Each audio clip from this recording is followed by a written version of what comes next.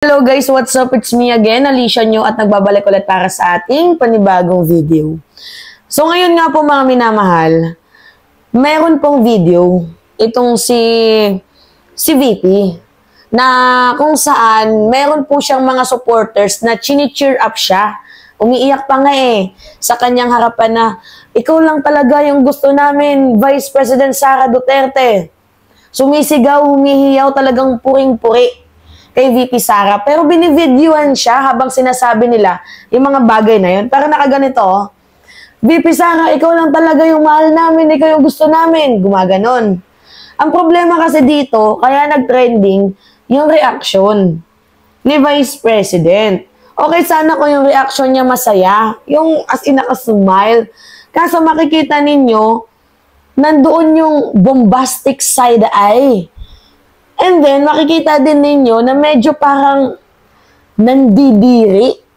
Hindi lang natin alam kung nababahuan siya sa kanyang supporters, kung naligo ba tong kanyang supporter. With all due respect, wala namang problema.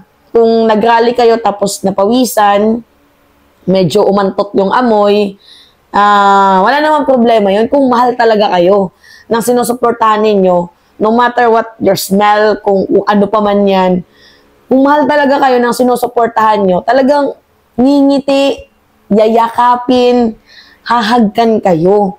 Kaso, sa ipapakita kong video, parang nandidiri, makikita nyo, mga minamahal na, mukhang nandidiri. Di umano, itong si Vice President Sara Duterte, kaya nag-trending itong kanyang video. So ngayon, 20 seconds lang to. At 2 beses nating i-play at pagbasdan ninyo, mga minamahal, kung ano yung inner thought and reaction nyo patungkol sa video na to. Tingnan nyo VP Sara, ikaw po yung pinaglalaban namin. Ito lang kaming tulong. Ayaw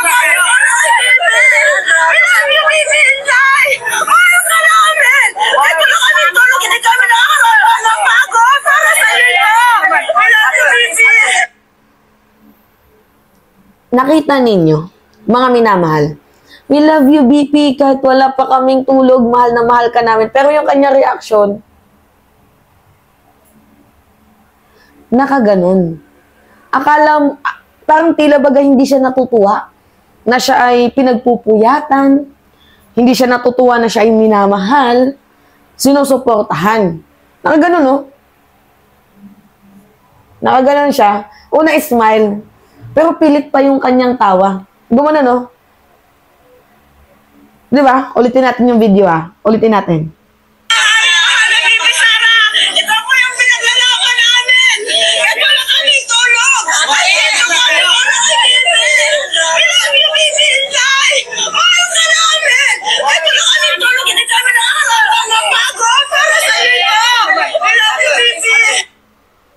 Hindi daw natutulog. Ano to, adik? Hindi I'm just asking, ba't hindi kayo natutulog? Ano yung tinitira ninyo? Nako, iba na to Baka mamaya yung mga supporters ni VP Sara nagbabangag-bangagan na rin. Diba? Kakasabi nyo ng bangag sa ating presidente. Mukhang kayo na to ang nagiging mukhang bangag. Diba? Imagine yun sinusuportahan nyo yung isang tao pero hindi man lang nagkikare sa inyo. Like, pagmamasdan lang kayo na mukhang nandidiri pa. Okay? Paglalaban nyo pa ba yan? I'm just asking lang Dito naman sa parte ni Vice President Sara Duterte, VP, yan na nga lang yung magagawa mo. Kukunti na nga lang yung sumusuporta sa'yo. Dapat sana pahalagahan mo sila. Kasi habang patagal na patagal, dumadami ang mga taong gusto ka nang ma-impeach. Gets ninyo? 41%. Diba? Padami ng padami. Ang gustong ma-impeach ka.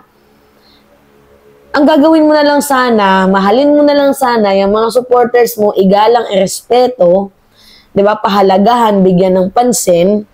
Abay, mukhang nandidiri ka pa. Diba? Dahil ba sa mukhang isda si ate? Amoy isda si ate. Dahil ba mukhang isda itong supporters mo? Diba? Dahil mukha bang, maantot? hindi naliligo, kagaya ng mga vloggers mo. Kaya mukhang tagilid yung pagsuporta mo, tagilid yung pagbigay mo ng kahit man lang pahapyaw na masigabong ngiti. Diba? Nagigets ninyo?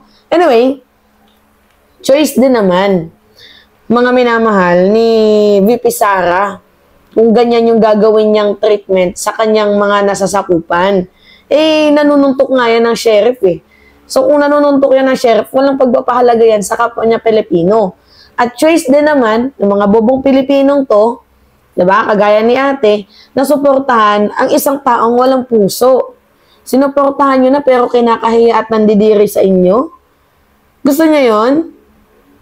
Magsasettle kayo sa ganon? Si PBBM nga nung panahon ng kampanya, kahit binabaliktad-baliktad yung kamay niya, nagkakaroon ng sugat dito. Diba? Never na makikita nyong nandiri. Talagang kaway lang dito, kaway doon. Diba? Kasi campaign period yan eh. Diba? Pero ngayon na naging, ito, si VP Sara, naging vice-presidente na ng bansang Pilipinas, mapapansin ninyo na medyo parang nag-iba yung level niya. Diba? Dati pa-humble to eh. Ngayon, tumaas yung level niya, taas ng tingin sa sarili. Na kahit kanyang mismong mga supporters ay parang tila baga. Para sa akin ay kanyang binabaliwala. Which is mali. At hindi dapat na tumaulit. Kasi hindi naman deserve ng mga Pilipino ang ganyan treatment coming from the Vice President, second to the highest public official ng bansang Pilipinas. Hindi deserve na pagtatarayan mo. Hindi deserve na pandirian mo. Kasi kung ano man yung trabaho ng mga mukhang amoy isda na yan, sorry to say kasi pinandidirian ni Sara Duterte. I don't know kung ano yung trabaho niyan. Kung puro rally lang ba? Dahil utos din ninyo. Whatever, kung ano man yung trabaho ni ate, makikita naman ninyo na mukhang hard worker naman. Oo, workaholic naman itong kanyang supporters. Hindi nga lang nabigyan ni VP Sara ng hustisya yung suporta na ibinigay sa kanya. Bagkus pinakitaan niya pa ng pananaray, pinakitaan niya pa ng slight na pandidiri, pinakitaan niya pa ng hindi magandang attitude. Gets ninyo, mga minamahal?